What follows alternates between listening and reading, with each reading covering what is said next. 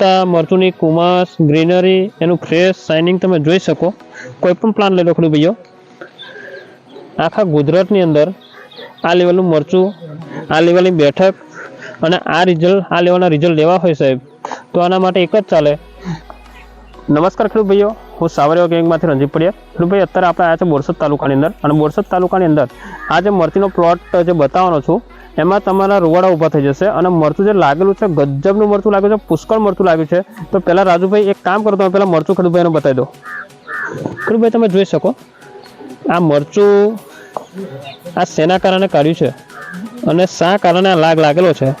વધતા મરચુંની કુમાસ, ગ્રીનરી, એનું fresh shining તમે જોઈ શકો.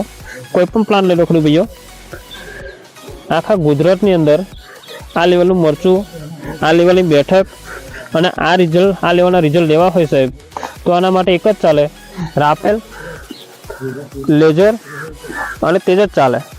તો ખેડૂત ભાઈઓ નમસ્કાર, ફરીથી આપણે ખેડૂત ભાઈની મુલાકાત કરીએ છીએ. ખેડૂત ભાઈ નમસ્કાર. નમસ્કાર. તમારું નામ? ઠાકોર રાહુલ કુમાર. ઓકે ઠાકોર રાહુલભાઈ, આ કયો તાલુકો લાગે તમારે? બોરસદ તાલુકો. બોરસદ તાલુકો. રાહુલભાઈ, આ મરચીનું વાવેતર તમે કર્યું બરાબર, તો આ દવા તમે વાપરો છો? હા, શરૂઆત. તો આ દવા આ જે બીજા ખેડૂતો જે છે, આજે વાયરસથી, કોકડવાથી બહુ જ પરેશાન છે મરચીના ખેડૂતો, તો એ ખેડૂત શું મેસેજ આપવા માંગશો તમે આ દવાને લઈને? આ દવાથી આપણને 100% રિઝલ્ટ મળ્યું છે, અને પ્લસ કે આનાથી વાયરસ કે કશું બીજું કંઈ આવતું નહીં. અચ્છા, તમે કેટલા વર્ષથી મરચી બનાવો છો? છેલ્લા 4 વર્ષથી મરચી. 4 વર્ષથી. તો 4 વર્ષના અનુભવ દરમિયાન તમે આ વર્ષે આ રાફેલ લેઝર તે દવા વાપરો છો બરાબર છે, તો કેવું રહ્યું અને રિઝલ્ટ કેવા રહ્યા ખાસ તો? રિઝલ્ટ તો 100% છે આ દવા બરાબર. અને પાછલા 3 વર્ષના અનુભવ પછી આ દવા તમે મળી છે આ વર્ષે, તો આ દવા વિશે શું કહેવા માંગશો તમે 3 વર્ષ પછી? ગયા વર્ષે તો મરચીમાં ફેલ જ ગયા હતા. ફેલ ગયા હતા? 2 વખત રોપી હતી, 2 વખત ફેલ ગયા હતા. બરાબર. અને આ વર્ષે આપણે શરૂઆતથી આ દવાનો યુઝ કર્યો. શરૂઆતથી જ કર્યો? શરૂઆતથી, એના લીધે આ મરચી બની ગયા છે. બરાબર બરાબર. આજે આ પ્લોટ જોવા આવે છે બીજા? હા હા, આવે છે. આ વસ્તુ તમે ખાતરમાં એપ્લાય કર્યું? ખાતરમાં નહીં. આ વસ્તુ રિચાર્જ અને તેજા ખાતરમાં એપ્લાય કર્યો છો, તો આના કેવા રિઝલ્ટ રહ્યા? 100% રિઝલ્ટ. 100% રિઝલ્ટ. બરાબર. ખેડૂતભાઈ, તમે બી આ દવા વાપરી છે?